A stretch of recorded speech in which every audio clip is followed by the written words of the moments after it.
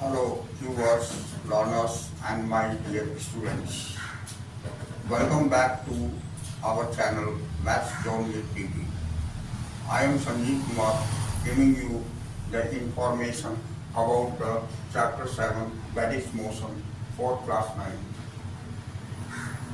इसमें हमने previous videos में यानी प्रीवियस क्लासेस में हमने डिस्टेंस एंड डिस्प्लेसमेंट के बारे में थोड़ी जानकारी दी थी, लेकिन पूरी कंप्लीट नहीं हो पाई थी। आज मैं उसकी पूरी कंप्लीट जानकारी देना चाहता हूँ। उसके बाद कंटिन्यू इस चैप्टर में रिमेनिंग पार्ट्स को एक्सप्लेन करना चाहता हूँ। तो शायद आप लोग समझ होंगे, देखेंगे, ट्राई टू अंडरस्टैंड, समझने की कोशिश करेंगे। मैंने कोशिश किया है कि यथासंभव जितनी आसान तरीके से हो पाए उसे हम इस चैप्टर को एक्सप्लेन करने की कोशिश की है। आइए तो हम स्टार्ट होते हैं। We are starting just now. Okay, तो motion along a straight line, इसमें हमने दो चीजें आपको बताया था, that is distance and displacement. तो डिस्टेंस हो गया कि when any object changes its place from one to another, that means मतलब takes a difference between the places, moves different between the places is known as distance. Distance हम उसे दूरी को कहते हैं। जैसे कोई भी ऑब्जेक्ट एक स्थान से दूसरे स्थान जब प्रस्थान करती है तो जितनी मतलब उसके बीच में जो गैप हो जाती है उसे ही हम डिस्टेंस कहते हैं। तो ये चीज क्लियर हो गई थी। डिस्प्लेसमेंट हमने बताया था कि ये शॉर्टेस्ट डिस्टेंस हो गया। Shortest distance is also known as displacement. shortest distance between one place to another place taken by any object. Okay, so that is called displacement and this one is distance. आज मैं इस graph के method से ये जो हमने लिखा motion along a straight line, तो इस स्ट्रेट लाइन से और भी अच्छी तरह डिस्टेंस और डिस्प्लेसमेंट समझेंगे। जैसे सपोज कोई ऑब्जेक्ट है, there is the point O, that is from 0 to point C, it is at the distance of 25 kilometers, and point C, point B, that is at the distance from 0 to 35 kilometers, and C to B, that is 10 kilometers, and from B to A, that is the distance 25 kilometers, and from O to A, that is the distance 60 kilometers. It is taken. Okay, तो आइए इसमें हम देखते हैं कि distance अगर हम O to A अगर हम डिस्टेंस लिखे तो that is equal to 60 kilometre. अब O to C ये हो गई हमारी डिस्टेंस 25 किलोमीटर। अब O to B, that is 35 kilometer, and O to B सारे हो गए। ओके, तो ये हमारी डिस्टेंस गिवन है जो कि हमने देखा O से A तक, O से C तक, O से B तक हमारी जो डिस्टेंस गिवन है ये हो गई। अब डिस्प्लेसमेंट की बात करते हैं, तो डिस्प्लेसमेंट जो होगी वो हमारी शॉर्टर डिस्टेंस है। अगर सपोज कि ऑब्जेक्ट O to A अगर जा रही है 60 किलोमीटर और इसी में पूछा गया कि what is the displacement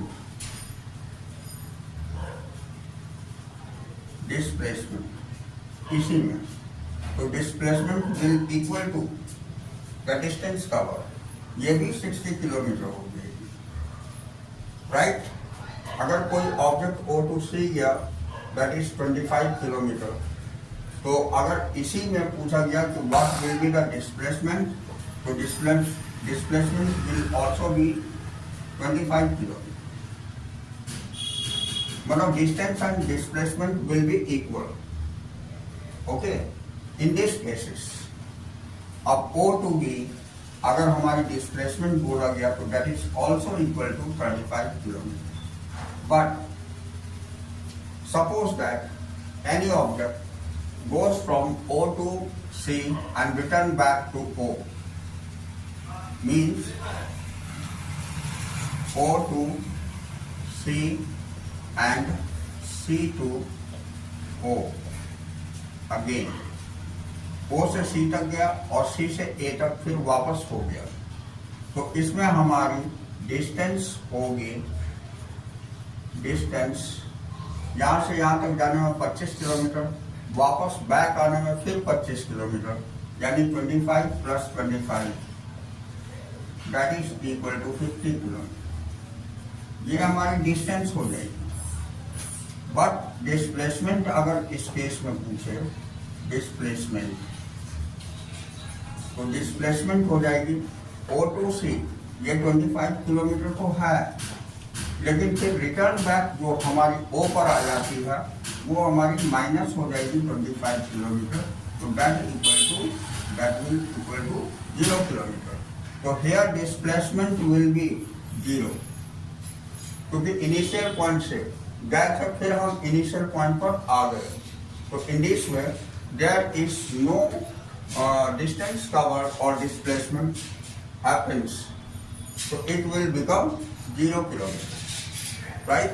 Displacement will become 0 kilometer, but distance become 50 kilometer, because once we go from O to C and return back from C to O, so distance covered will be 25 plus 25, that will equal to 50 kilometer.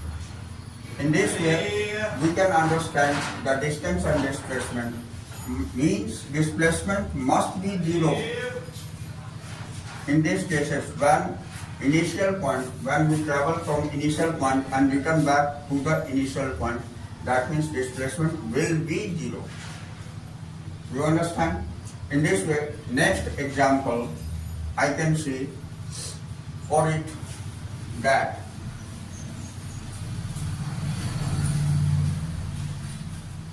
suppose any object travel the distance O to B, then B to C. अगर कोई object O से B तक जाती है और फिर B से C तक वापस आ जाती है, तो इसमें डिस्टेंस क्या होगा, डिस्प्लेसमेंट क्या होगा, ये हम देखते हैं. तो इसमें डिस्टेंस हो जाएगा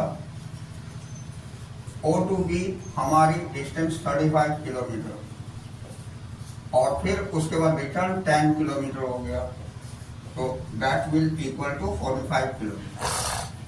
बट डिस्प्लेसमेंट अगर इस केस में देखें, डिस्प्लेसमेंट, तो it will become 35 minus 10, that is 25 kilometre. तो displacement is the shorter distance travelled by any object. Okay, अब सेम केसेस में हम फिर देखते हैं. when any object goes from O to A, then A to B, return back from A to B. That means object यहाँ O to A गया, उसको लिए रिटर्न फिर B तक हो गया. तो हमारी यहाँ से यहाँ तक जो डिस्टेंस कवर्ड हुई वही हमारी डिस्प्लेसमेंट हो जाएगी. लेकिन अगर हम डिस्टेंस को बोले तो ये हमारी डिस्टेंस कवर्ड, ये प्लस में ये भी हो जाएगी. लेकिन डिस्प्लेसमेंट में यहाँ से यहाँ तक जाने के बाद ये माइनस हो जाएगी, क्योंकि रिटर्न बैक हो गया.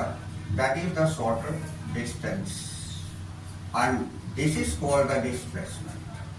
तो आप देखिए, इसमें मैं बताता हूँ. डिस्टेंस कवर्ड हो जाएगी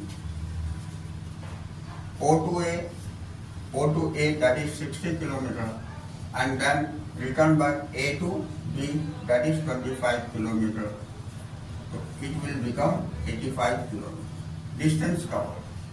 But displacement in this case will be 60 kilometre और -25 kilometre, that is equal to 35 kilometer.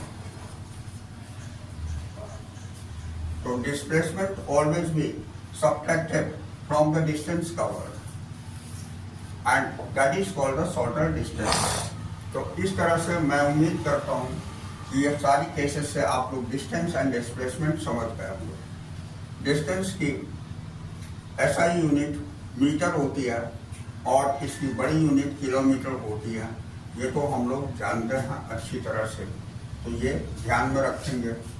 इसके बाद मैं जो पॉइंट में आता हूँ वो दिखाता हूँ कि इसके बाद की पॉइंट हमारे बुक में क्या गिवन है। आप देखिए, मैं आपको स्पीड के बारे में बताता हूँ कि स्पीड क्या होती है। तो आइए स्पीड के बारे में क्लियर होते हैं। What is speed? स्पीड को हम कैसे डिफाइन करेंगे, कैसे समझेंगे?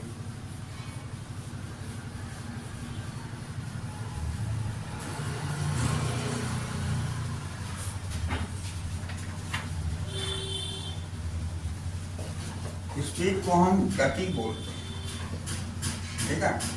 तो स्पीड हमारी कहलाती है कोई भी ऑब्जेक्ट जो डिस्टेंस कवर करता है पर यूनिट टाइम में, एक निश्चित समय में, उसे हम स्पीड बोलते हैं।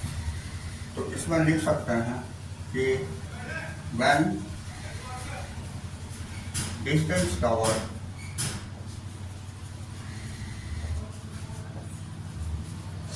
Bye any object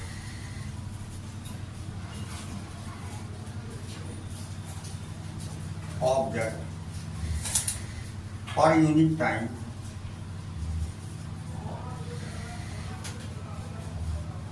is called speed of the object. ये स्पीड ऑब्जेक्ट की कहलाती है, ठीक है। तो स्पीड को हम E से रिप्रेजेंट करते हैं, डिस्टेंस को हम S से रिप्रेजेंट करते हैं। मैं यहाँ लिख देता हूँ simple, speed is equal to, therefore speed is equal to distance covered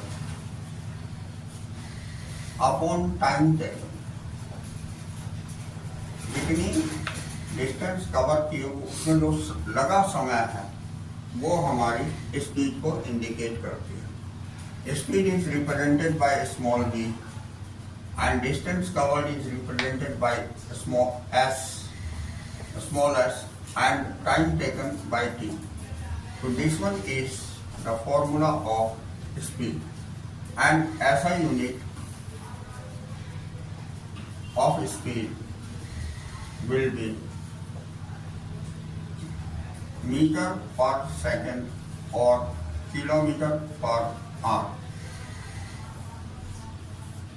इसे हम इस तरह भी रिप्रेजेंट कर सकते हैं, ms1 -1 और kilometre h -1 inverse, ms inverse और m kilometre, km h inverse.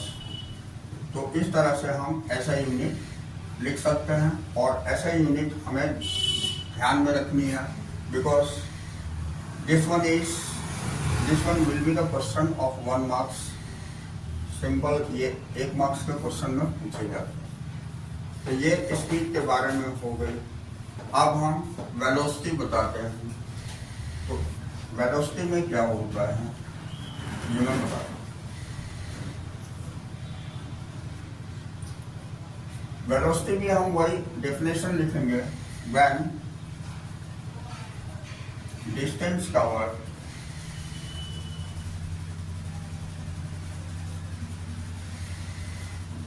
Bye any object per unit time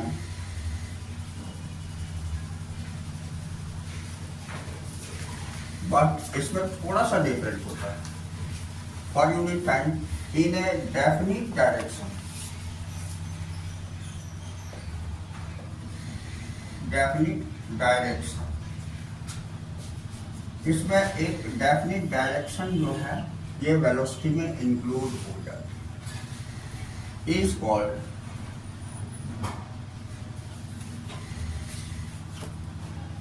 velocity.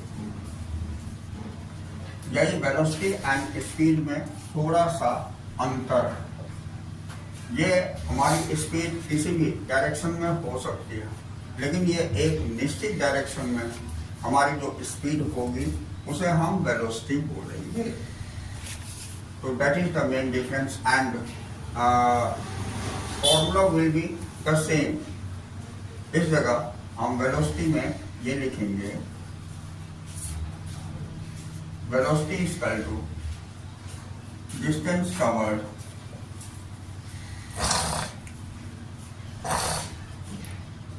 Upon time taken. Formula will be the same, that is velocity को भी हम v से represent करते हैं, v equal to f upon t। Formula same होगी, केवल इसमें direction की डिफरेंस होगी एंड ऐसा यूनिट ये भी आपकी सेम होगी। ऐसा यूनिट ऑफ वेलोसिटी ये भी हो जाएगी ऐसा unit of velocity, because direction could not be given or it could not be represented. तो इसमें ये मीटर पर सेकंड और किलोमीटर पर आवर यही सेम हो जाएगी ऐसे यूनिट में। तो that is the main difference between the speed and velocity. Only the definite direction is given in the speed in the velocity, but in speed there is no any directions. Okay, ये speed and velocity के बारे में हमने आपको जानकारी दिया। इसकी formula भी सेम होती है और इसकी ऐसे यूनिट भी सेम होती है। अब नेक्स्ट हम अगले पॉइंट में आते हैं।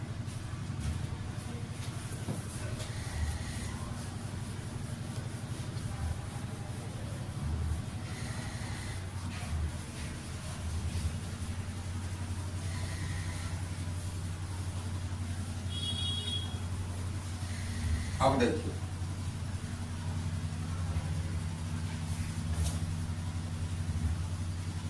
अगर हमें एवरेज स्पीड और एवरेज वेलोसिटी निकालनी हो तो उसके लिए हम क्या करते हैं?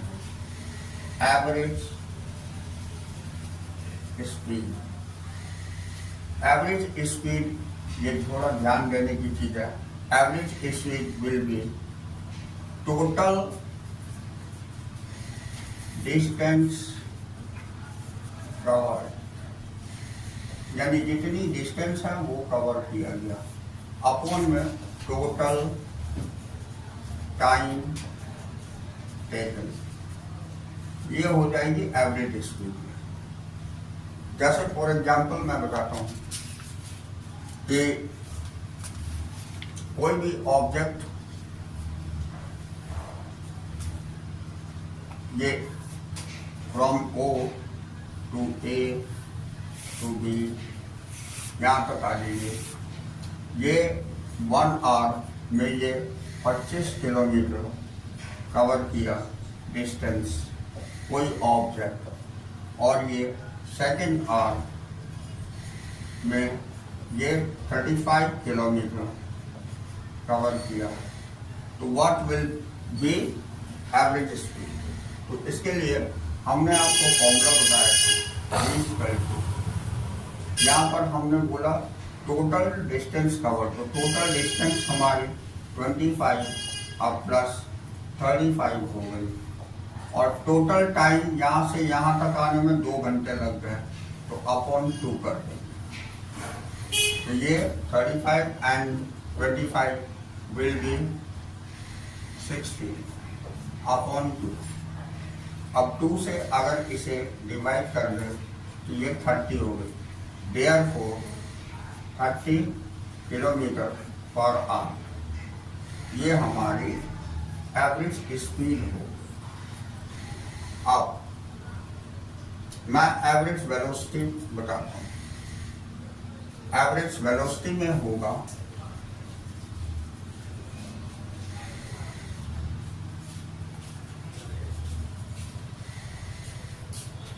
ठीक है, एवरेज वेलोसिटी में भी यही होगा कि total distance covered upon total time taken, but in a definite direction. It will become in a definite direction. यहाँ हम एवरेज स्पीड निकालने के लिए यहाँ ए बी लिख देते हैं, ए बी फॉर एवरेज। ऐसे इसमें भी लिखेंगे B A B. Average velocity हम यहाँ क्रिएट कर रहे हैं। तो आपको मैं एक चीज बता देना चाहता हूँ, वेलोसिटी हमारी इनिशियल वेलोसिटी, प्रारंभिक वेग को कहते हैं इनिशियल वेलोसिटी। जहां से वेलोसिटी शुरू होती है आरंभिक वेग को बोलते हैं इंग्लिश, और फाइनल वेलोसिटी हम उसे बोलते हैं जब जहां तक वो पहुंचती है, यानी अंतिम वेग जिसको हिंदी से बोलते हैं। तो initial velocity is represented by u and final velocity with v। तो हम इसके लिए ये भी कर सकते हैं, फाइनल वेलोसिटी में हम इनिशियल वेलोसिटी प्लस कर लेंगे, यानी u plus v upon total time. Total time को हम t से रिप्रेजेंट कर देते हैं। ओके, तो ये हो जाएगी। अब जैसे देखिए इनिशियल वेलोसिटी मान लीजिए किसी भी ऑब्जेक्ट की यहाँ 0 थी और फाइनल वेलोसिटी ये 60 हो जाती है, और ये 2 घंटे में टाइम कवर करता है। तो ये हो जाएगा 0 plus 60 upon 2, that will become 60 upon 2। After divided it will become 30 kilometre per our. It is the average velocity and here is the average speed. So that will become the same thing. Average velocity and average speed मैं उम्मीद करता हूँ आप समझ गए होंगे, और इसे फाइंड आउट कैसे करते हैं। Numerical of this chapter is very important. Numerical must be asked, ये पूछा जा सकता है। इसी न्यूमेरिकल के सॉल्यूशंस के लिए ये सारी चीज़ों की जानकारी होना अति आवश्यक है, जो कि मैं इसमें इलस्ट्रेट कर रहा हूँ। ओके, तो ये इसीलिए average speed and average velocity. At first मैंने स्पीड बताया, वेलोसिटी बताया, then average speed and average velocity. अब हम आते हैं अगली पॉइंट में, जिसे हम एक्सेलरेशन बोलते हैं।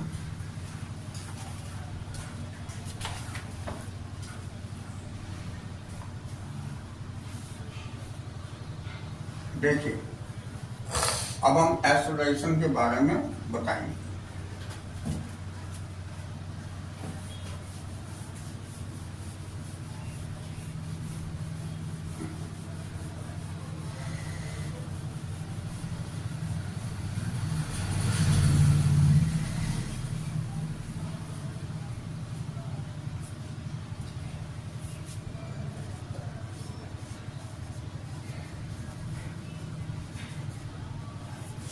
एक्सेलरेशन को हम हिंदी से त्वरण बोलते हैं, ठीक है। इट इज रिप्रेजेंटेड बाय ए से रिप्रेजेंट करता है। तो इसके बारे में थोड़ी सी एक लाइन लिख लेते हैं कि rate of change of velocity is known as acceleration.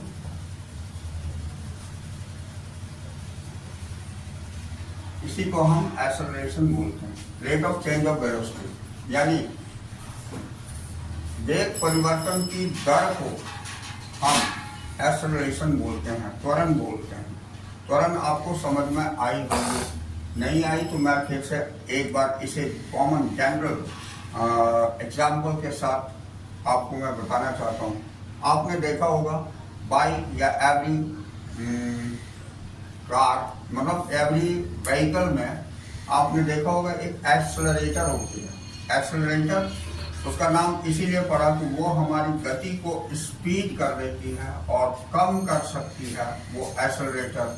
तो जो हमारी गति को, जो हमारे वेग को या तो त्वरित करके आगे बढ़ा दे या डाउन कर दे, तो इस तरह जो परिवर्तन हो जाती है गति में यानी वेग में, या तो कम हो जाती है या ज्यादा हो जाती है, उसे ही हम त्वरण बोलते हैं, उसी को हम एक्सेलरेशन बोलते हैं। So simply we can write the rate of change of velocity is known as acceleration. इसे हम rate of change of velocity को ही एक्सेलरेशन बोलेंगे, यानी त्वरण कहेंगे। वेग परिवर्तन की दर को त्वरण कहते हैं।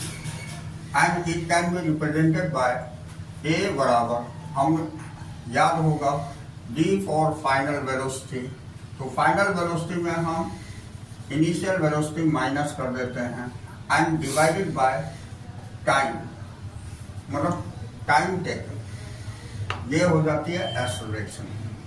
जैसे मान लीजिए कि हमारी कोई ऑब्जेक्ट है जिसकी अंतिम वेग v बराबर आपको 60 किलोमीटर दिया हुआ है और इनिशियल वेग यानी u बराबर 0 दिया हुआ है और टोटल टाइम 2 आवर्स लग जाती है, 2 घंटे, ठीक है। तो अब इसको हम a निकालेंगे 60 minus 0 upon 2, that will also become 60 upon 2। After dividing it will become a equal to 30 kilometre per hour. Acceleration हमारी मीटर पर सेकंड स्क्वायर होती है, मीटर पर सेकंड स्क्वायर। अगर हम इसे मीटर में लिख लें तो ये हमारी 6000 हो जाएगी। तो इसे हम 6000 माइनस 0, तो ये 3000 हो जाएगी, 3000 मीटर पर सेकंड स्क्वायर, क्योंकि इसकी यूनिट हमारी मीटर पर सेकंड स्क्वायर होती है। तो therefore A equal to 3000 metre per s minus 2, ms minus 2 metre per second square में, ठीक है। तो this one is about acceleration. ये एक्सेलरेशन हमारी हो गई, ओके। अब हम आगे बताते हैं इस बुक में और क्या दिया हुआ है। तो देखिए इस बुक में और भी इक्वेशन ऑफ मोशन ये दिया हुआ है। इसमें 3 फॉर्मूलाज होते हैं जो मेन है फॉर्मूला न्यूमेरिकल के लिए, वो मैं आपको लिख देता हूँ। और पहले के सिलेबस में हमारी इसको ग्राफिकल मेथड से रिप्रेजेंटेशन थी, लेकिन अब सिलेबस से ये स्किप आउट कर दिया गया है। You should not have to represent them these formulas on the graphical method. Graphical method से आप कैसे प्रूव करेंगे ये आपकी सिलेबस से ओमिटेड है। Only we should have to know about the formula, और उस फॉर्मूला से उसमें जो भी गिवन पॉइंट्स दिए हुए होंगे उसे हमें न्यूमेरिकल को सॉल्व करनी है। मतलब ये सिंपल हो गई है। तो आइए हम उसे 3 फॉर्मूला को लिख देते हैं। इक्वेशन ऑफ मोशन वो कहलाती है, तो इसे हम फॉर्मूला रिप्रेजेंट करते हैं।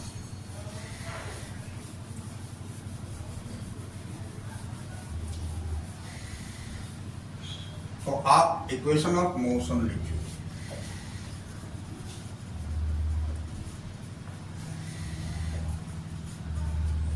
ये गति की समीकरण होती है। तो पहला फॉर्मूला होता है इसमें S equal to B equal to U plus 80। यहाँ पर आप G equal to U plus 80 बोल सकते हैं। दूसरा फॉर्मूला, इसमें V क्या होती है, U क्या होती है, A क्या होती है, T क्या होती है, ये सारी चीज मैं इस साइड में लिख दूंगा। ऐसे तो मैं बता चुका हूँ। V is the final velocity, U is the initial velocity and A is the acceleration and T is equal to time taking, right. वो मैं लिख दूंगा, डोंट वरी। अब देखिए यहाँ S इक्वल टू, दूसरी फॉर्मूला होती है S equal to UD plus half AT square. ये दूसरी फॉर्मूला होती है। ये S for the distance, U for the initial velocity, T for the time and A for the acceleration and T also given time. तो ये होती है। तीसरा फॉर्मूला होता है U square plus V square, U square plus V square equal to 2AS। U square plus V square equal to 2AS। यही तीन main formulas होते हैं जो हमें ध्यान में रखनी पड़ेगी। अब मैं यहाँ साइड में ये रिप्रेजेंट कर देता हूँ किसे किसे क्या क्या बोलते हैं, जो कि मैं बोल चुका हूँ। यहाँ U equal to initial velocity,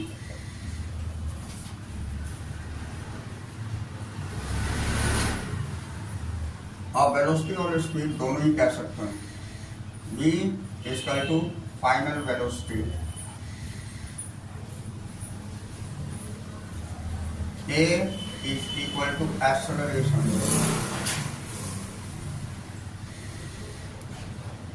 and T is equal to given time, time taking, time, only time. अब S is equal to distance,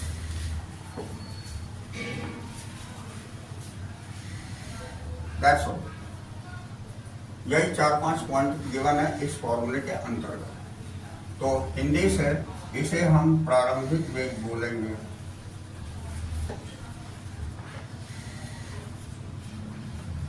इसे हम अंतिम वेग बोलेंगे,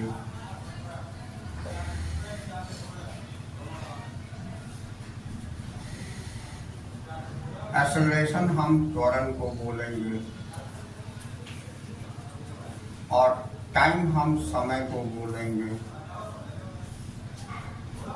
और डिस्टेंस हम दूरी को बोलते हैं। तो in this way you can understand this about this equation. We should have to remember these equations to solve our numericals, because numerical should be asked of this chapter. ठीक है, numerical would be asked. Okay, अब देखिए इसके बाद last point हमारे इस chapter के बचे हुए हैं, that is uniform circular motion. ठीक है, तो ये मैं आपको दिखाता हूँ कि what is uniform circular motion.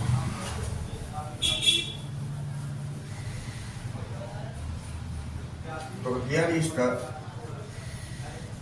uniform circular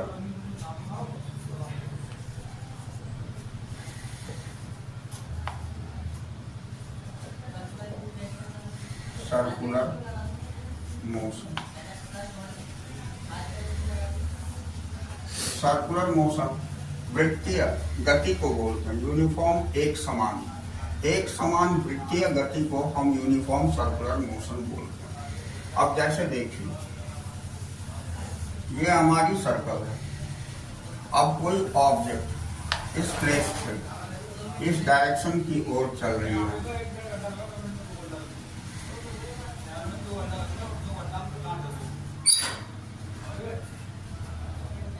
ठीक है, इस डायरेक्शन की ओर चल रही है। तो इसमें होती है क्या कि ये एक निश्चित टाइम में जितनी डिस्टेंस कवर कर रही है इन ए सर्कुलर मोशन, एक सर्कल पर ये चलते हुए जितनी डिस्टेंस कवर कर रही है, ठीक उतने ही टाइम में फिर वो सेम डिस्टेंस कवर करेगी। टाइम टेकन मतलब कोई भी निश्चित समय में अगर सेम डिस्टेंस कवर करके अब कंटिन्यूअसली ये हमारी जिस पोजीशन से चली है उस पोजीशन तक पहुंचती है, उसे हम यूनिफॉर्म सर्कुलर मोशन कहते हैं। ठीक है, तो इसको हम रिप्रेजेंट ऐसे कर सकते हैं, या मैं लिख के दिखाता हूँ कि when any object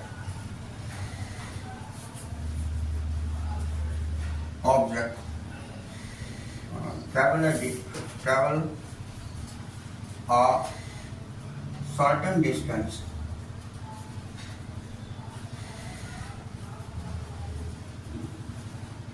in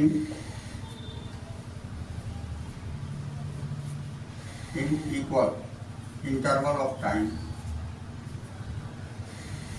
certain distance in equal interval of time on a circle or in circular motion is called uniform circular motion.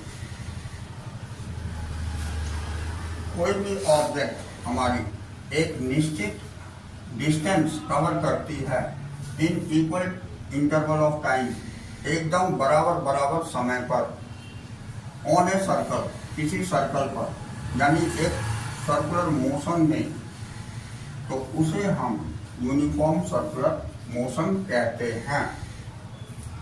तो यूनिफॉर्म सर्कुलर मोशन को अब हम रिप्रेजेंट कैसे कर सकते हैं ये मैं बताता हूँ। तो आप जानते हैं कि V होगी और ये सर्कल पर चल रही है, तो इसकी जो सर्कमफेरेंस होगी वो हमारी 2πr हो जाएगी, 2πr अपॉन ये टाइम टेकन, टाइम t से रिप्रेजेंट करें। तो इन दिस वे, इस से हम यूनिफॉर्म सर्कुलर मोशन को निकाल सकते हैं। ठीक है, जैसे मान लीजिए कि कोई भी एक हमारी इसकी रेडियस तक पता होनी चाहिए, रेडियस की। तो अगर मान लीजिए कोई घड़ी है, उसकी मिनट हैंड हमारी 14 सेंटीमीटर की है। ठीक है, मिनट हैंड 14 सेंटीमीटर की है और ये 5 मिनट में कितनी कवर करती है डिस्टेंस यूनिफॉर्म सर्कुलर मोशन के अंतर्गत। तो इसको हम ये 5 मिनट ले लिए, 5 मिनट में जो भी डिस्टेंस कवर करेगी वो हम इससे रिप्रेजेंट कर सकते हैं। तो D equal to 2 into pi की वैल्यू 22/7 होती है, इंटू ये रेडियस हमारी 14 दी हुई है, अपॉन टाइम टेकन 5 दी। ठीक है, तो ये 7 2 जा 14 हो गई। अब इसको आप अगर मल्टीप्लाई करेंगे तो ये 88, D इक्वल टू 88/5 हो गई। अब 5 से अगर हम डिवाइड कर देते हैं 88 को, तो 5 1 जा 5, 3 8, 5 9 जा नहीं 5 7 जा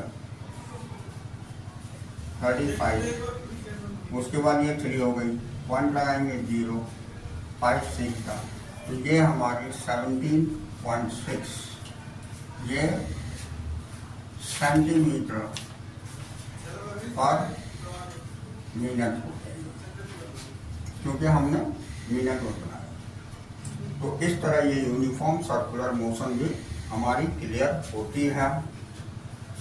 ठीक है, तो ये चैप्टर हमारी आज यहाँ फिनिश होती है।